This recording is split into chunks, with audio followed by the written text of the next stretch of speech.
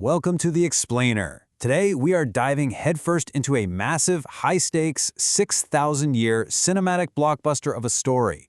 We're talking about the violent, incredibly brilliant birth of human civilization itself. Get ready, because this is an epic you absolutely do not want to miss. Just imagine this for a second. Long before the pyramids of Egypt or the grand city of Rome even existed, this insanely ingenious group of people took a brutal, muddy wasteland and completely transformed it into the very foundation of our modern world. And it all kicked off in a land called Mesopotamia. Section 1. The Birth of Civilization. So our epic actually starts not with these glorious, untouchable kings, but with desperate, hard-working farmers battling it out against the unpredictable and often violent Tigris and Euphrates rivers. We are going to traverse an incredible timeline today. We're going to literally watch massive empires rise up from the mud, build these spectacular, awe-inspiring monuments, and then ultimately crash right back into dust. It is a wildly thrilling cycle. Here is what is truly, totally mind-blowing.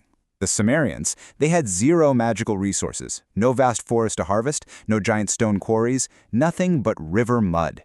Yet, out of literally just mud, they built Uruk, the world's very first megacity.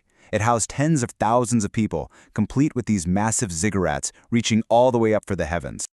But here's the catch. When your city suddenly explodes to tens of thousands of people, human memory just isn't going to cut it to track who paid their taxes. So what do? They invent one of the absolute greatest tools in human history, writing.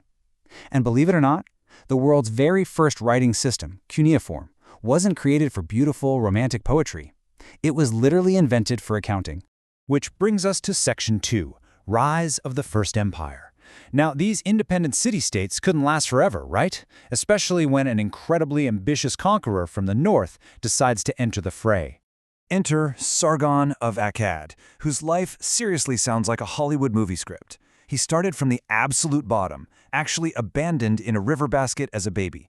But against all odds, he fought his way up, used totally superior military tactics to just crush city walls, and forged the world's very first empire. How wild is that? But listen, Sargon wasn't just a military brute. He was a political genius. He appointed his daughter, Enheduanna, who, by the way, is the first named author in all of human history, as high priestess.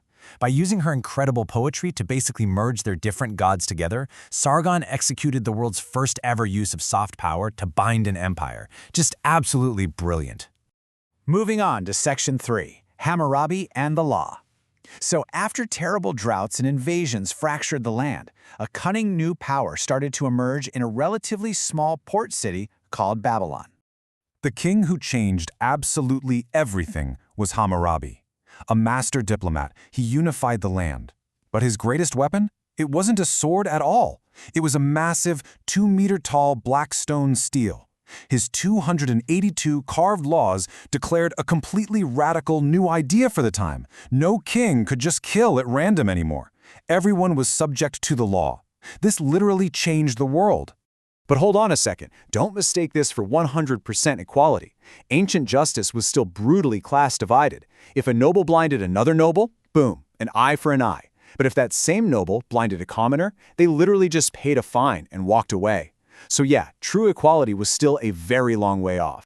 Section 4. The Assyrian War Machine. While Babylon was busy enjoying all its wealth and diplomacy, a terrifying, bloodthirsty beast was waking up in the harsh, rocky north.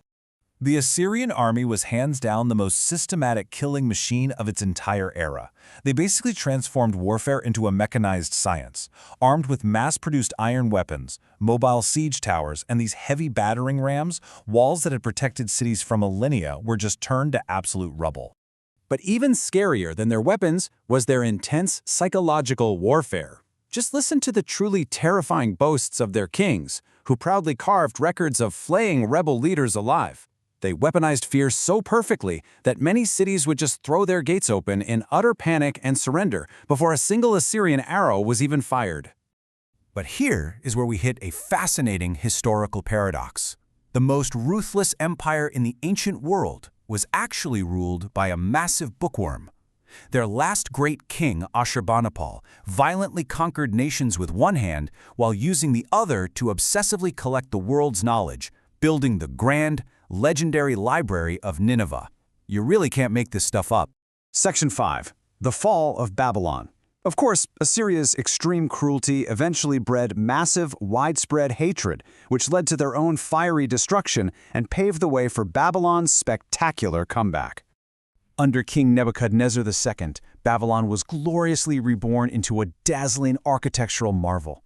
We're talking massive city walls wide enough for chariots to race on, the brilliant blue Ishtar Gate, and the legendary Hanging Gardens. Though, we definitely can't forget he was also the ruthless conqueror who sacked Jerusalem. He was a true figure of both light and immense darkness. Yet this seemingly impenetrable fortress fell practically overnight. Cyrus the Great of Persia? He didn't even bother climbing those massive walls. In a stroke of absolute tactical genius, he simply diverted the Euphrates River, waited for the water level to drop, and marched his army right under the city gates in the dead of night. No way, right?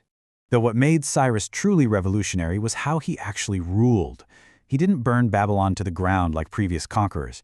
Instead, he granted religious freedom and let captive peoples return to their homes. By ruling with this kind of unprecedented tolerance, he smoothly absorbed Mesopotamia into the vast Persian Empire, ending their independence forever. Finally, Section 6, the living legacy. You know, these ancient empires of mud, bronze, and iron may have crumbled into dust long ago, but their incredible innovations are far from dead. Have you ever stopped to wonder why we have exactly 60 seconds in a minute? Or 60 minutes in an hour? What about 360 degrees in a circle? Well, you can thank the Sumerians for that. Their base 60 math system, invented thousands and thousands of years ago, is literally still ticking away on your wrist right this very second. Think about it. Every single time you check the time, write down a quick note, or rely on a written law, you are breathing life into a 6,000-year-old epic that started out in the muddy banks of the Tigris and Euphrates. So take a look around. How much of your daily life is still ruled by the ghosts of Mesopotamia? Really makes you wonder, doesn't it? Thanks for joining The Explainer, and we will definitely see you next time.